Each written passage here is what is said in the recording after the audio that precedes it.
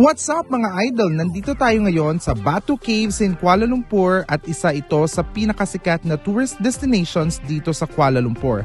Dahil makikita natin dito ang isang napakalaking statue ng isang Hindu god at lalong-lalo na sa kanilang napakataas at napakatirik na mga hagdanan. Makikita natin yan mamaya. So for now, nandito tayo sa paanan ng bundok at nagpapakain ang tita at mga cousins ko nitong mga ibon. So pwede kayong bumili niyan. Merong mga taong nagbebenta ng mga pagkain para ma-enjoy nyo at pwede kayong mag-take ng mga pictures at kahit anong videos na gagawin ninyo. So pwede silang lumipad guys. Takutin nyo lang para lumipad sila.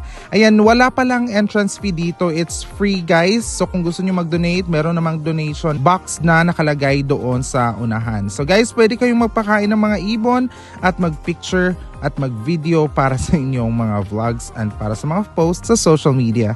Ayan, so enjoy the rest of the video and have a wonderful stay in Kuala Lumpur, especially dito sa Batu Caves.